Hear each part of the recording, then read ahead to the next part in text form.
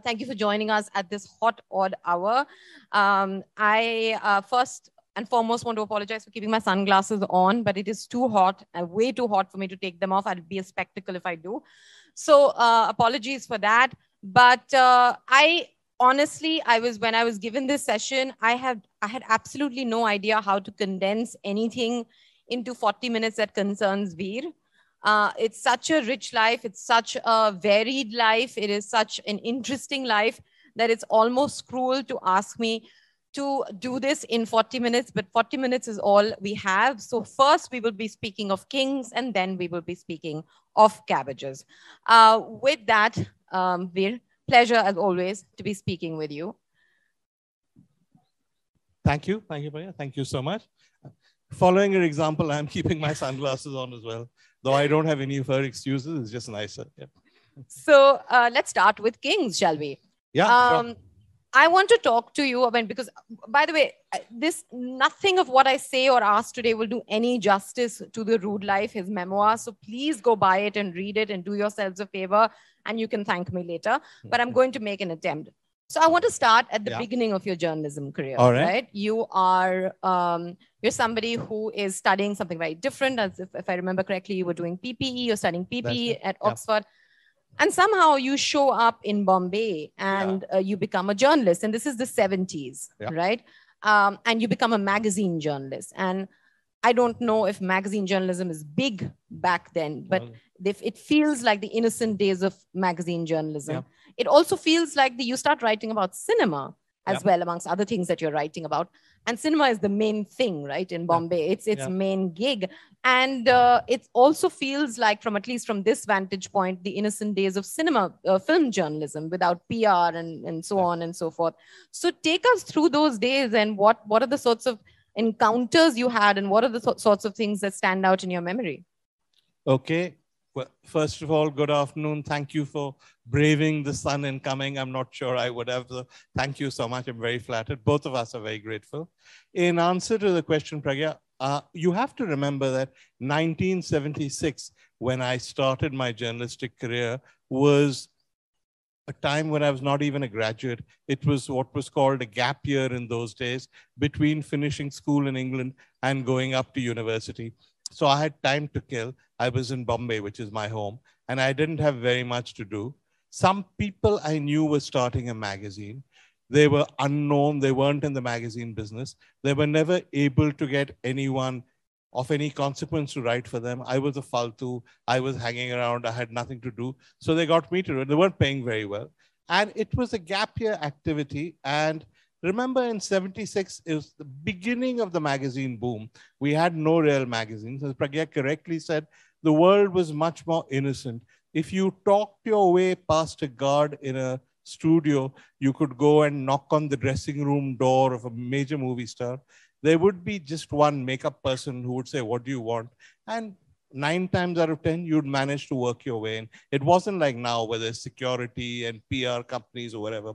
So I used to go off to studios because during the emergency, you couldn't write about politics. You could write about business, but I found that very boring. So all you really had then was films. So I used to walk in, I used to go off and meet film stars. I'd chat to them.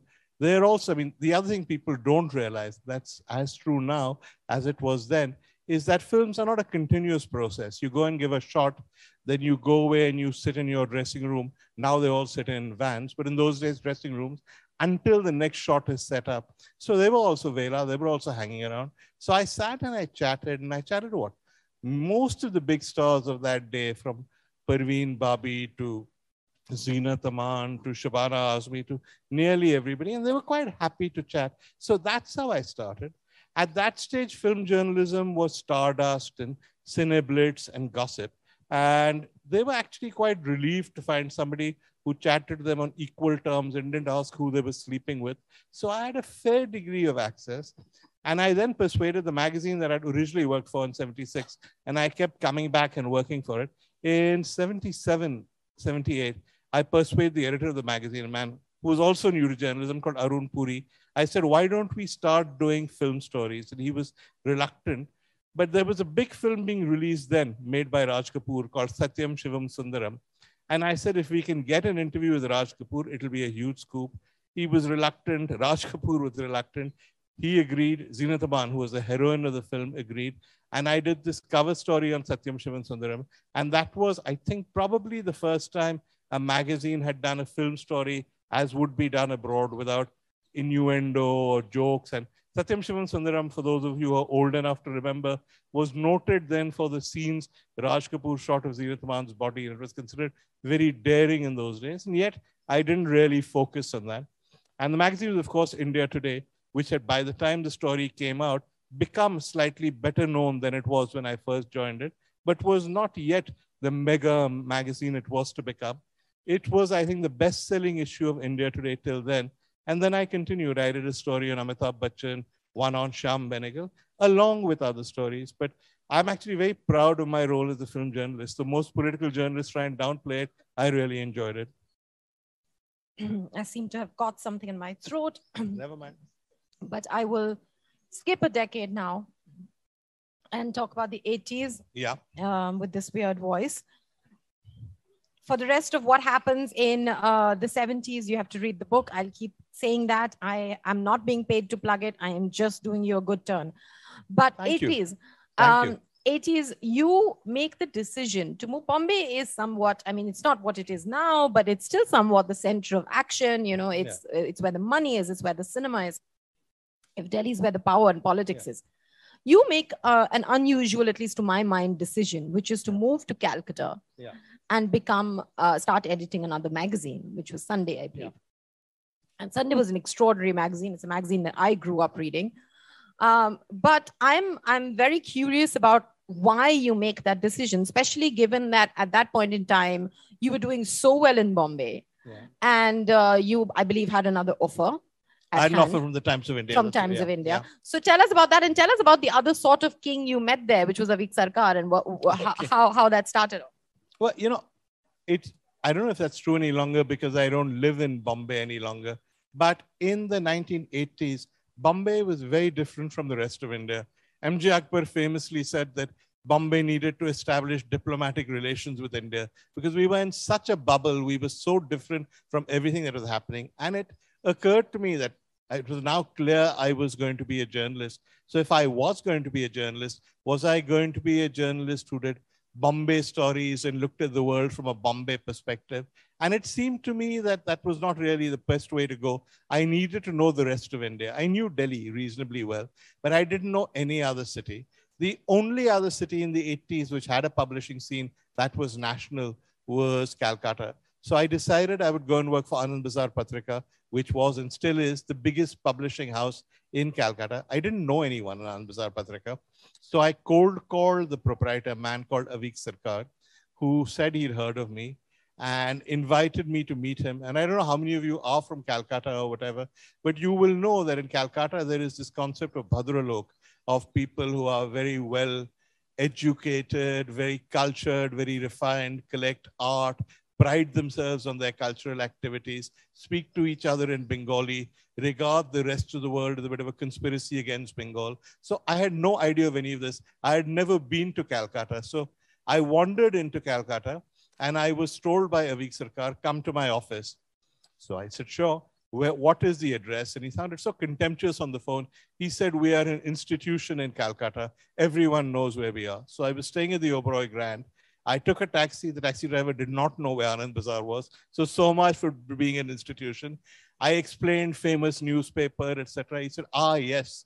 And then he drove me to this really impressive building, old Raj style driveway. I got out. I went to the reception. And it was clearly a newspaper office. And I said, what is Avik Sarkar's floor?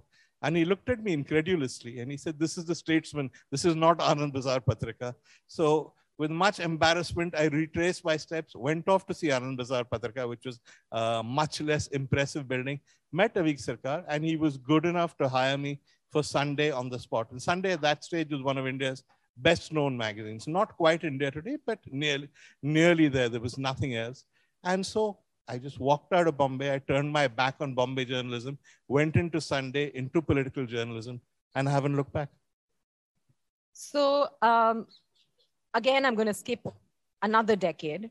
Because like I said, this is an impossible task to really cover his rich and varied life. But now you've seen the action in Calcutta. I mean, it's a very Calcuttans also feel the same way as Bombay. I'm from Calcutta, and we feel the same way as Bombayites do.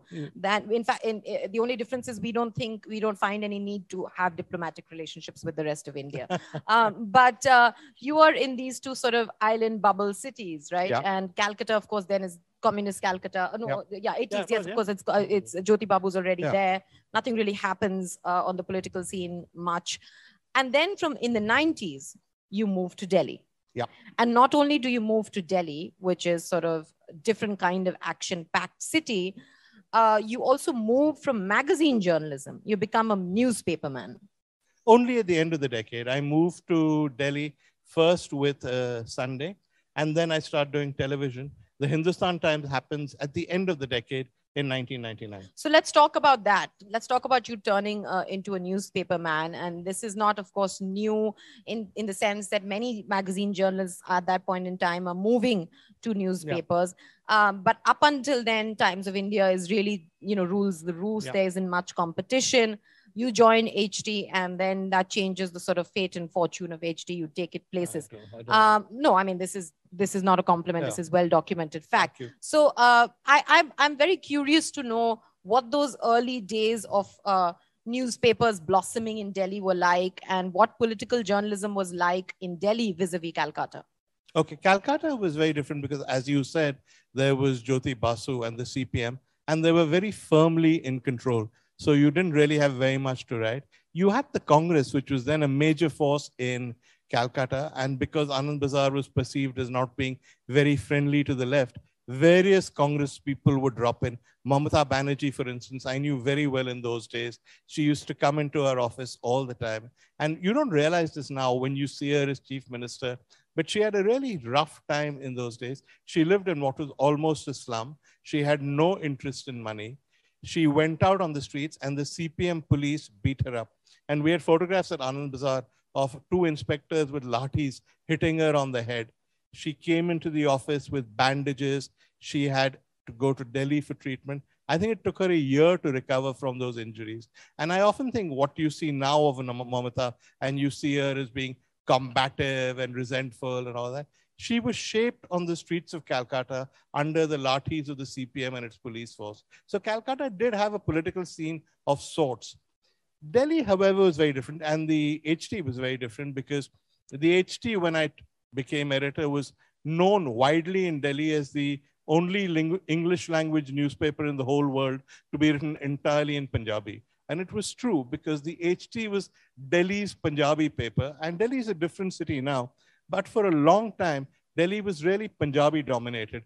Now you would say it's West Delhi or whatever. But in those days, it was all of Delhi. The editor was a Punjabi, the managing director was a Punjabi, the staff were Punjabis. And I'd found this in Calcutta that I felt like an outsider because they all spoke to each other in Bengali. But I did not expect in Delhi to find that they spoke to each other in Punjabi, which they did.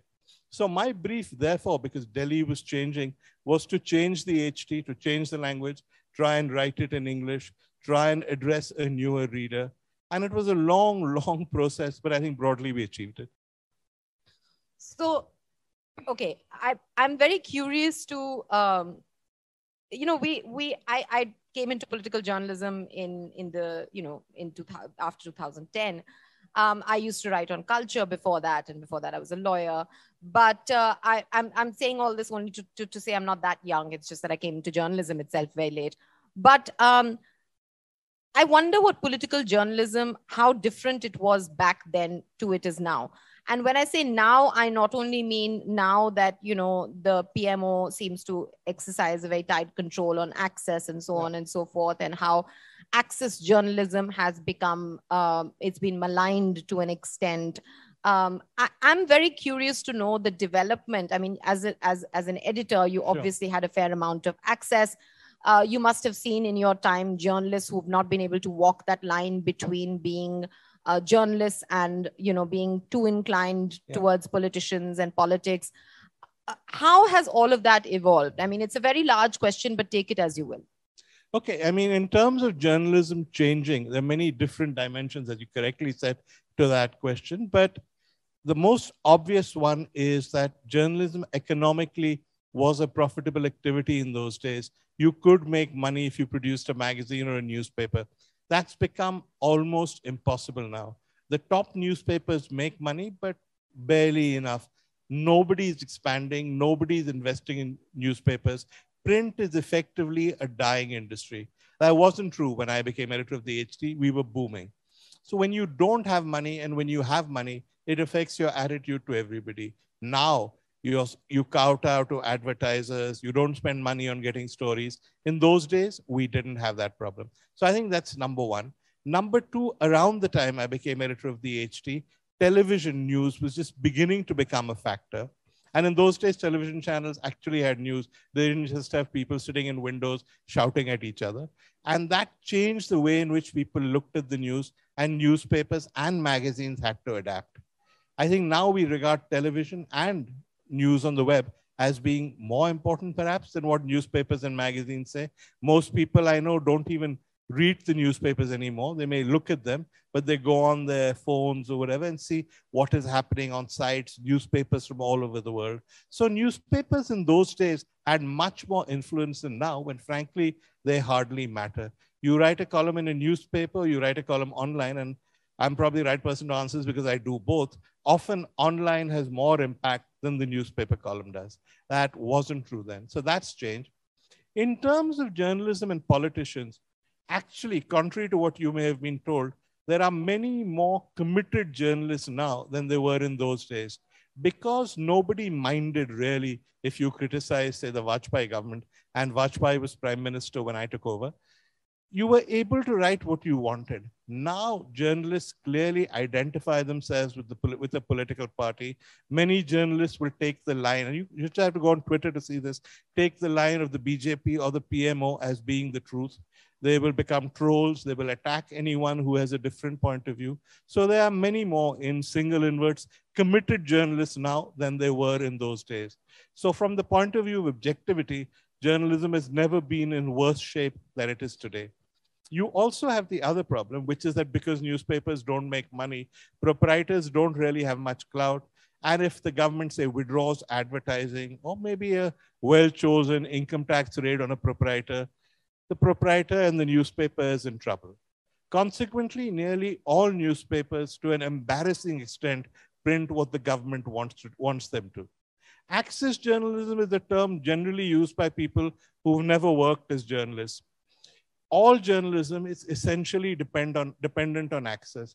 Otherwise, you end up getting press releases, covering speeches, covering press conferences. You need to know what is going on behind the scenes. This is the sort of principle well established in journalism all over the world. Nearly every great journalistic story has come from a degree of access. Let's take Watergate, which in the 70s was like the iconic scoop. We know now that all of it came from a guy called Deep Throat. Deep Throat was deputy director of the FBI, a guy called Mark Felt, who leaked the information. And it goes on and on. Nearly every possible scoop that you can think of anywhere in the world is based on a relationship journalists have with somebody in a position of power or influence. It's the onus is on the journalist to ensure that the fact that you're getting the news from a source doesn't mean you carry plants, and all too often we do. It doesn't mean that you necessarily take the side of that source against anybody else. You have to walk the line in keeping your objectivity, but that's how journalism used to work. Sadly, that's not how journalism works any longer, because nobody has access. Even the people who support the BJP's cause and go on about how wonderful Mr. Modi is, I don't think Mr. Modi would give them a second look. He doesn't meet journalists. He doesn't care about them, let alone confide in them. Amit Shah may sort of allow journalists to come and pickle his toes once or twice a week, but he's never going to tell them anything of any consequence. So one reason why journalism is so bereft today is because nobody tells journalists anything. Just look at it, look at things like cabinet reshuffles. Did you have any indication of who was going to be a minister? You always did in the past. You don't now because nobody knows anything. Something like demonetization might have leaked. Something like the lockdown might have leaked. But no, it never leaked because Mr. Modi runs a very tight ship and he has many journalists who support him, but no journalists who know what he's doing. You know, I'm so glad that you talked about the economic conundrum, because that's just the missing piece in the discourse. I mean, people like us who are maybe on the inside know it only all too well, tragically. But outside, that's not something that gets spoken of. But last question on Kings, because you spoke about how journalists know nothing anymore. I want to talk to you a little bit about the shifting attitudes towards media and journalists, at least because you've had a ringside view, at least from Vajpayee on, right? And you'd know anecdotally even from before. There seems to be, I mean, you spoke about the cabinet reshuffle, etc. And people seem to be cheering this on, that look, they've managed to not let journalists find out. I mean, as if, you know, we are redundant people, parasites who feed off leaks, and we don't really serve any purpose in society. So from the top on, attitudes towards media, your observations. I think the mistake people made with Mr. Modi was in not believing him. When Mr. Modi became popular, became Chief Minister of Gujarat, he kept talking about an establishment. He kept saying that he was going to revolutionize India.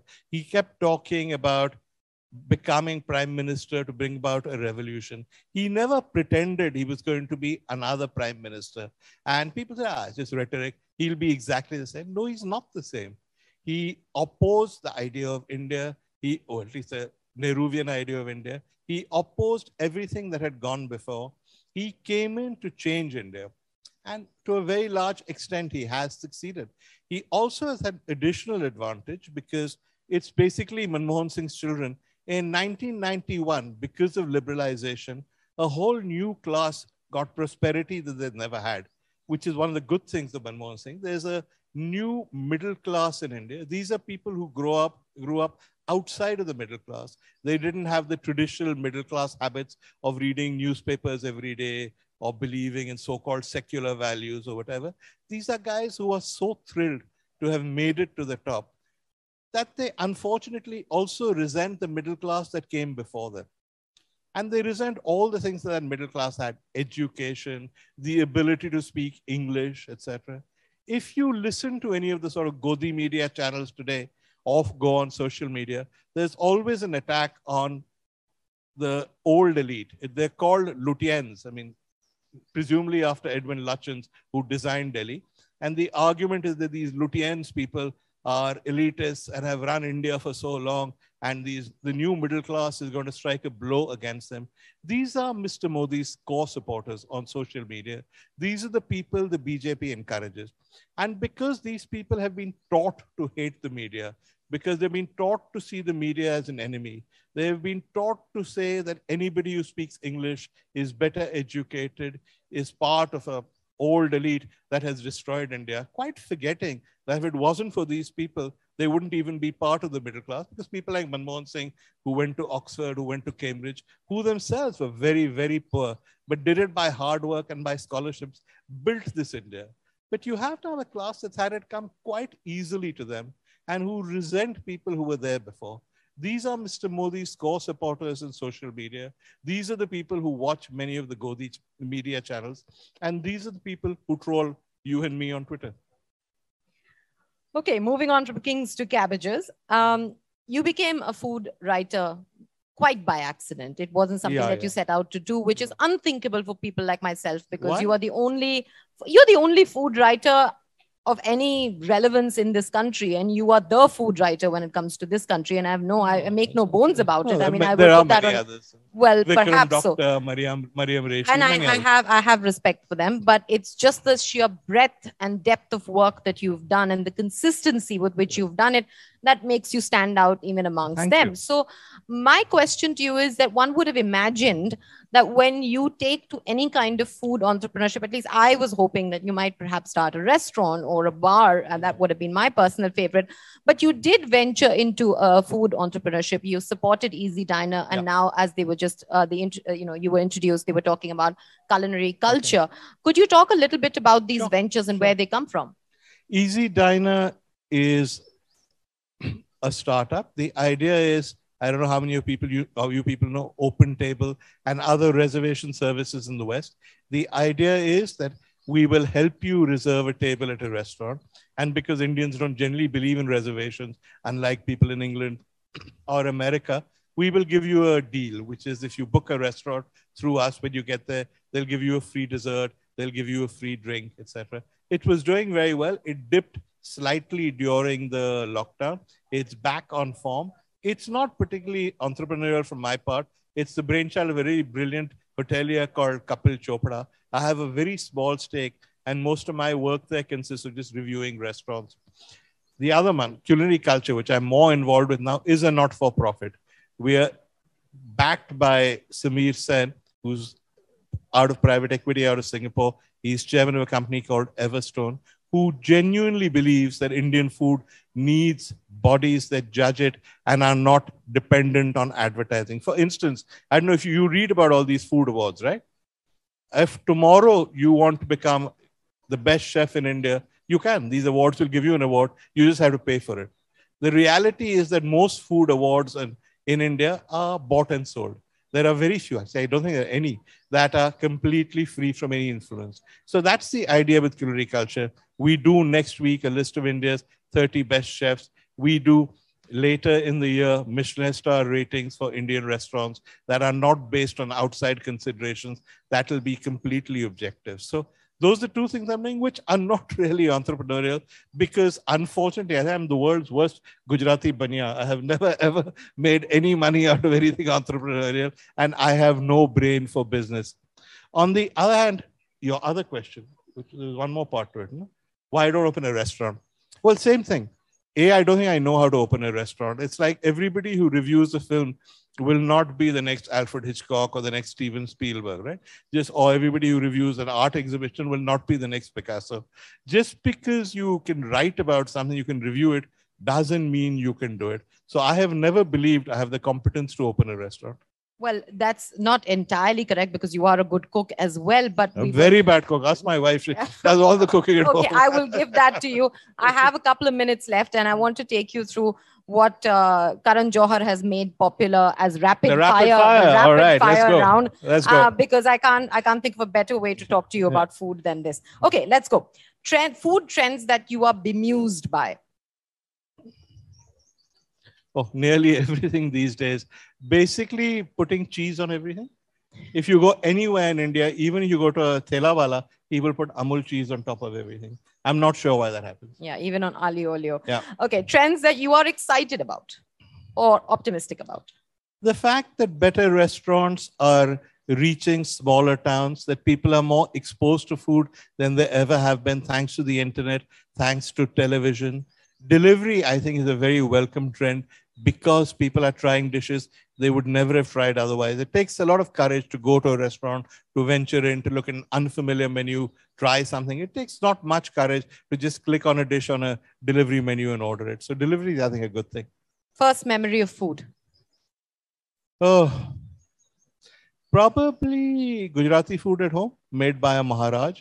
And I think, very few meals I will exchange. The khichdi I will never ever give up on. The Gujarati kadhi I'll never give up on. The Gujarati tuver dal with rice, a little pickle on the side, and khichdi papad. And those are my basic memories. Best meal you've ever had? No, there's no one meal, because I don't think there's any best. It's like saying, is there a best movie you've ever seen?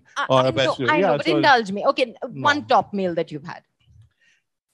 I never ever am able to answer that question. Fine. Because it's nearly always a meal I've had recently. Fine. I know you're working on a list of with other people on India's top chefs, but if you had to name your top three.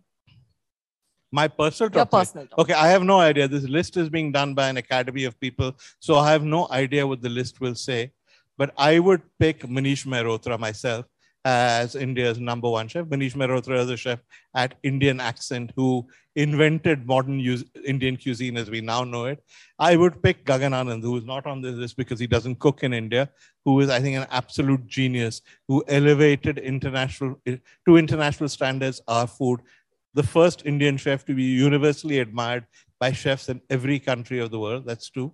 And I'd pick Vineet Bhatia, who went abroad, went to England, and made them understand what Indian food was. Where have you been most frequently ordering from?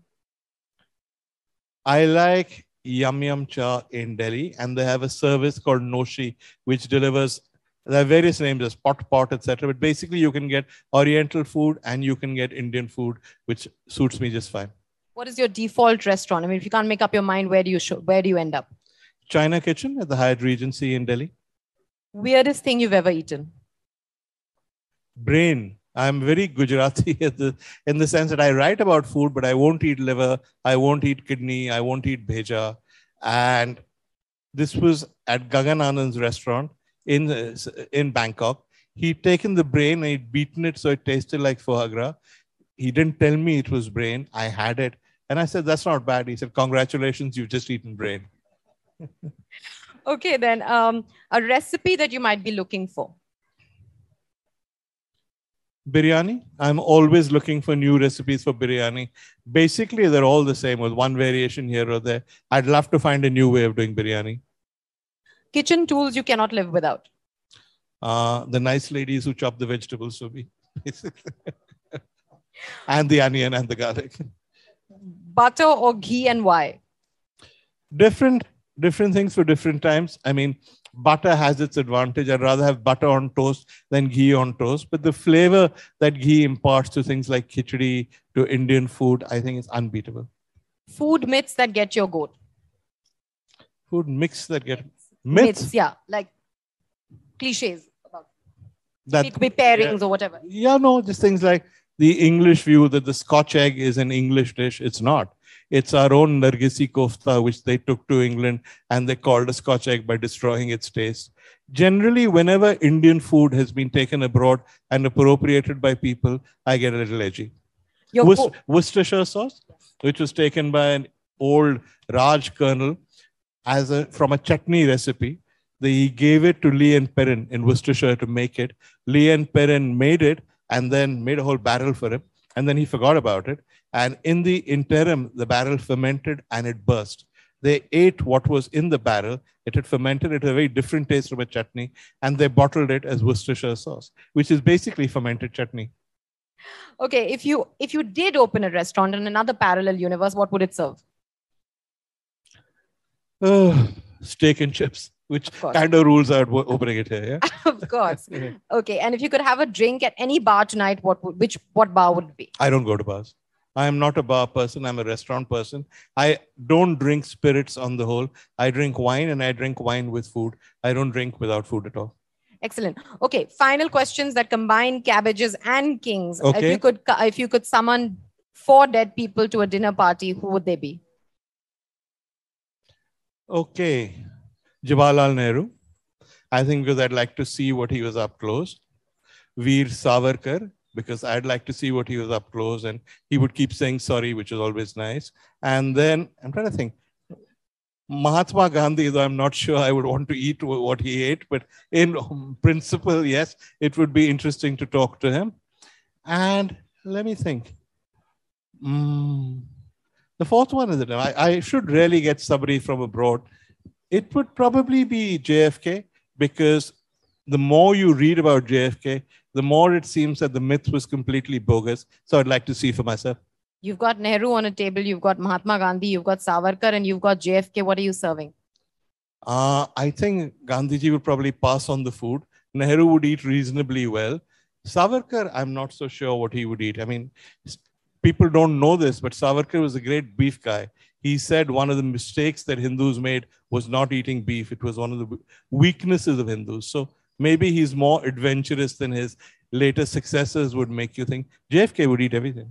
A celebrity you've really enjoyed dining out with? Or dining in with? You know, celebrities are usually not foodies. I once took Amitabh Bachchan to ice cream festival at the Shamiana in Bombay. And the restaurant was abuzz because Amitabh Bachchan was there. And then the guy came up and said, "Sir, what will you have?" Trying to conceal his excitement. Amitabh Bachchan said, that famous baritone, "What's your menu?" So this poor guy read out 18 kinds of ice cream. So Amitabh thought about it and he said, "I'll have vanilla, please." So that's pretty typical of most celebrities. Favorite regional cuisine and best food city in India. And those are the final ones, and we'll take from the audience. favorite regional cuisine, Kerala. It's easily the best cuisine in India, except that it's not one cuisine because you have a different cuisine for the Muslims. Even within the Christians, the Syrian Christians have a different cuisine from the Latin Christians. It's just so many different cuisines that it's a mini country in itself, and it's easily the best food in India. And okay, favorite food city, which is slightly different. When people say food cities, they usually mean cities with lots and lots of variety. I don't think there's any city in India that fits that description, but a city where I've really enjoyed the food, Banaras. Oh, that's a very interesting choice. Okay, we have 6 odd minutes and we'll take questions from the audience if there are any. The lady in white in front, please. So, hi, Vir. Very good to see you here. Hello. It was a brilliant book that you wrote about the Thank food you. life. Going back to the King's piece, what is perhaps one of the anecdotes about politicians that got left out of the book because of want of space, perhaps? Because you speak lovingly and fairly affectionately about quite a few. So it was, in fact, interesting, but something that got left out, and it'll be great for the audience to hear. I can tell you what Penguin's lawyers didn't allow me to include, which I thought was wrong, but they should have allowed me to include it, is that I went to meet Morarji Desai when he'd come back to Bombay after having been Prime Minister of India. And as I write in the book, he'd stolen all the secret papers from the PMO and he was trying to get a book published, which he did eventually. And I asked him about Mrs. Gandhi, who he had a right to hate because the emergency was over. But he went further. He said, you know, the whole family is like that. So I said, like what? He said, you know, Motilal Nehru. So I said, what? He said, he had many illegitimate children. So I said, who? He said, Sheikh Abdullah. So I said, don't be ridiculous. He said, yes. And he went on in similar vein with scurrilous stuff like this about every politician. And I thought the man was a nutcase. And God forbid we ever had a prime minister like him. But you know, what he said and was themed so scurrilous then is now something you'll find on every Sanghi website. So maybe he was ahead of his time, at least in that respect. We had another question over there.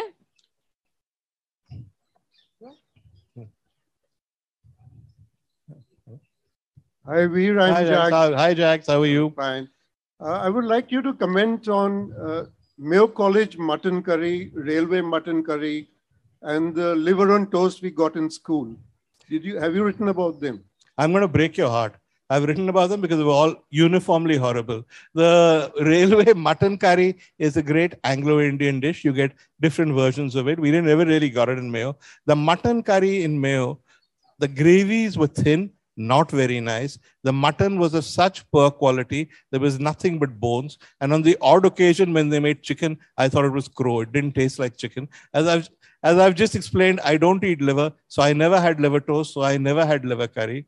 All these guys who come from Mayo have sort of glorified memories of how wonderful the food was. It was really crap. And because I complained so much about the food, by the end they made me secretary of the mess committee to try and improve the food. I failed. There's a question, the lady in front, please.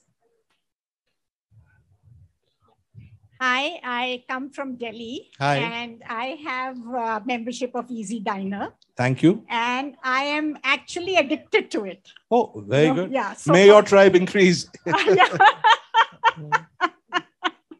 I have Prime membership also. And I do tell everybody to go in for it because it's like really a great app. Okay. What I would like to know is that I know that you have restaurants in Delhi and Mumbai. Yeah. But besides that, are you planning to have all over India? Yeah, you can go to Bangalore, Chennai, Calcutta. We're all over there. So Dubai. Is there a list available? Yes, you go on the web. If you go right and choose a city, it'll give you restaurants in each city.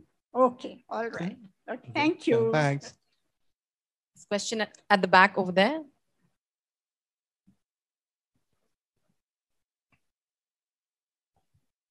Vir, it was really great listening to you. So thank you for that. Thank you so much. So I have one query, like you were talking about the newspaper industry, like how it is not that growing and how it has to be in good terms with government and all this thing. So now I've never been to America, but what I read here is like New York Times did not went to speak to Donald Trump and he had to go to New York Times and all that stuff. Like, so is the newspaper industry there shaping differently or there's something, something I missed? It's a slightly complicated answer, so indulge me. What's happened in America is the same things that happened here. Newspapers are in trouble. And in smaller towns, they've died. So that's the bad part of it. The good part is that papers like the New York Times are now profitable again because their websites are massively profitable, but they are pay websites, which means you have to pay to subscribe and they get revenues. What's happened in India is that our newspaper owners ignored subscribers, became advertising-driven vehicles. The advertising is now migrated to television, to the internet. And newspapers, because we're used to getting news for virtually nothing, and we're not used to paying for news on the internet, newspapers have tried to launch paid-for websites, have failed. As a consequence, Indian newspapers are in the kind of financial trouble that, say, the New York Times is not, or the BBC is not. Yeah. I think we have time for 2 more questions. There's some in front. You can pick. It's very hard for me to make choices. Hi. Hi. I want to know what is the future of journalism? The young generations which are very keen to join as a journalism, don't you think they are handicapped? What is the work ethics? If you want to join some media, something, you cannot do anything. So what is the message you want to convey to them? Oh, people ask me all the time, and young people come to me and say, I want to be a journalist. What is your advice? And my answer is always one word: don't. I think journalism is dying. I cannot make any predictions of where it'll be 20 years from now. And if you're young, do something else. And if you enjoy writing, you could always come to journalism later. But I wouldn't encourage anyone to become a journalist. For what that's worth, I'll second that. Okay. The gentleman in orange on the side, please. Vir, thanks for this awesome session. Thank you. One question I wanted to also always know is that you're super hard and you're a great critic. You count when you criticize, the person has to duck for cover. So have you got something like that back, and how do you handle that? I'm not so critical. Yeah, I'm a nice guy. I don't know why you say that. Yeah, no. If you just go on Twitter, you will see the level of abuse that is directed me on a daily basis. So I'm quite used to being abused, and I get it back all the time. Thanks. Yeah. And on that note, I think that's all we have time for, but I will second another thing. My God, I'm making a habit of it. He is in fact very kind. I don't know if you guys know, but during this lockdown, he's been giving shout outs to delivery places. And instead of trying to be hard-nosed about food, trying to promote them and trying to do his very best so that these businesses thrive. So he's a very, very kind man indeed. And it was a pleasure talking to you. Thank you, and thank you for listening to us. Thank he you. will be, if you want to pick up his books, he's open to signing them. So I would suggest you rush to the bookstore and pick them up. Thank you. Thank you, everyone, for braving the heat. Thank you so much for coming.